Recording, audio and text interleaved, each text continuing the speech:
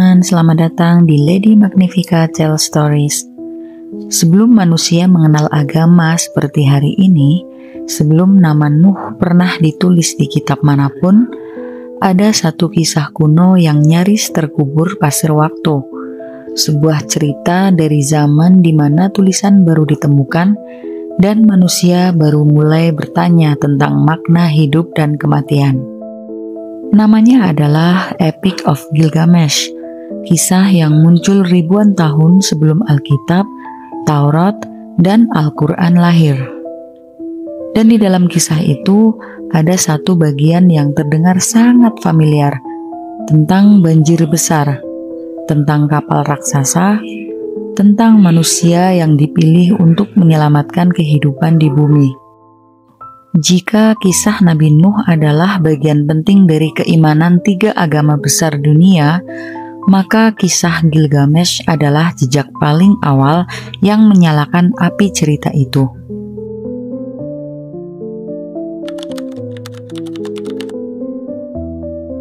Sekitar tahun 2700 sebelum Masehi, di tanah yang kini disebut Irak, berdirilah kota megah bernama Uruk.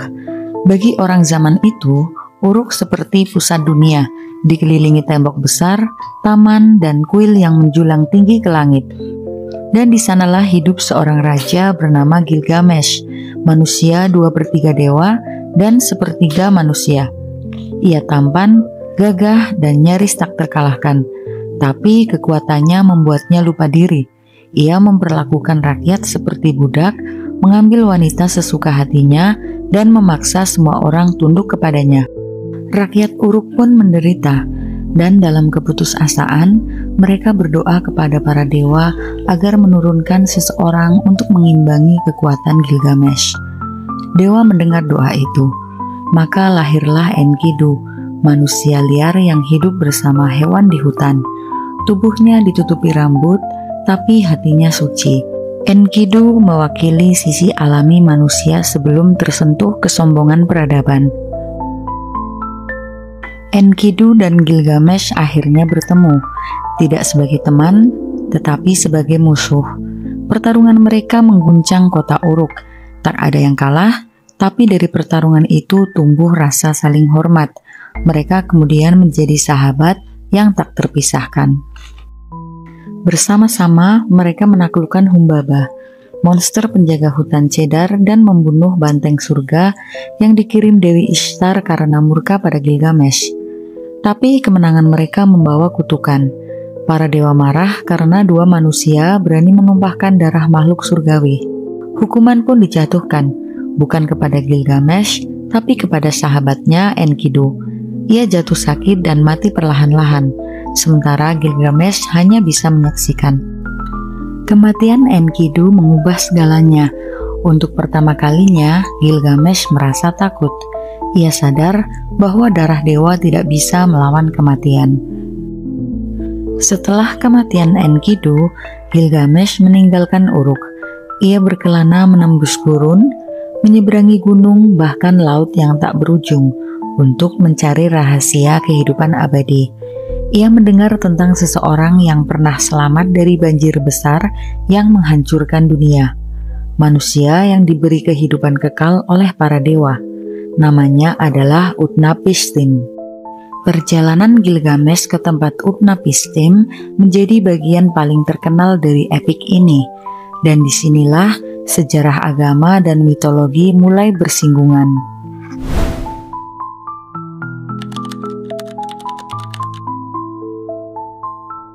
Ketika akhirnya bertemu, Gilgamesh bertanya kepada Utnapishtim bagaimana ia bisa menjadi abadi.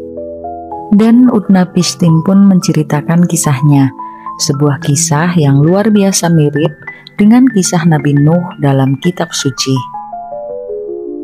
Ribuan tahun sebelum nama Nuh muncul, orang-orang Sumeria sudah punya cerita tentang banjir besar yang menenggelamkan seluruh bumi. Menurut Utnapishtim, para dewa memutuskan untuk memusnahkan umat manusia karena mereka terlalu berisik dan durhaka.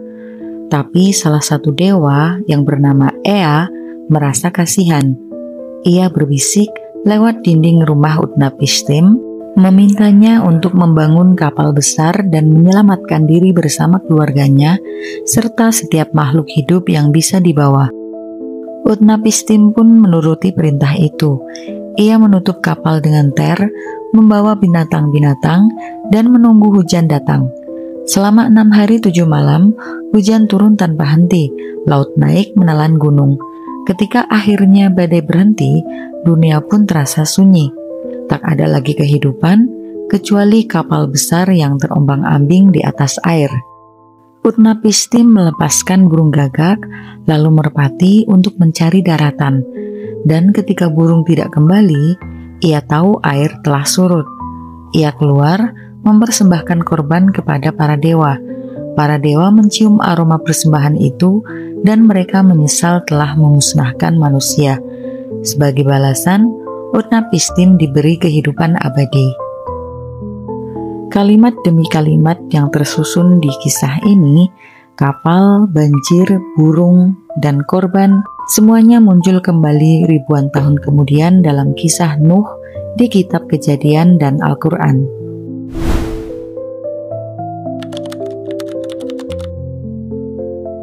Banyak peneliti sejarah menganggap kisah banjir di Epic of Gilgamesh adalah sumber tertua dari legenda banjir global. Cerita epik ini sudah ditulis sekitar 2000 tahun sebelum Kitab Kejadian disusun. Tablet-tablet tanah liat berisi teks itu ditemukan di reruntuhan Nineveh, ibu kota kerajaan Asyur, dan kini disimpan di British Museum. Dari sana, kisah itu menyebar ke budaya Babilonia dan Ibrani kuno. Ketika bangsa Yahudi berada di pengasingan di Babilonia sekitar abad ke-6 sebelum Masehi, mereka mendengar kembali cerita itu. Dan kemungkinan besar, bagian itu menginspirasi penulisan ulang kisah banjir dalam kitab mereka sendiri. Namun meskipun kisahnya mirip, maknanya sangat berbeda. Dalam kisah Gilgamesh, banjir adalah akibat kebisingan dan dosa manusia di mata para dewa yang cepat marah. Dewa dalam mitologi Sumeria tidak sempurna. Mereka pencemburu, mudah tersinggung, bahkan sering bertengkar satu sama lain. Sedangkan dalam kisah Nuh, Tuhan bersifat tunggal dan adil. Didatangkannya banjir bukan karena Tuhan sedang kesal, tapi karena manusia benar-benar rusak moralnya. Jadi, kitab suci kemudian memurnikan makna kisah banjir itu, menjadikannya bukan sekedar mitos, tapi pesan moral dan spiritual. Yang menarik, baik Utnapishtim maupun Nuh sama-sama bukan pahlawan yang haus kekuasaan. Mereka adalah manusia biasa yang patuh, yang dipilih bukan karena kekuatan, tapi karena ketaatan.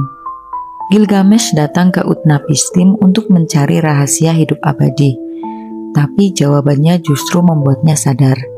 Kematian adalah bagian dari manusia. Hidup abadi bukanlah hadiah, tapi beban. Sama seperti pesan agama-agama besar kemudian, bahwa manusia tidak perlu mencari keabadian di dunia ini. Yang penting bukan hidup selamanya, tapi hidup dengan makna.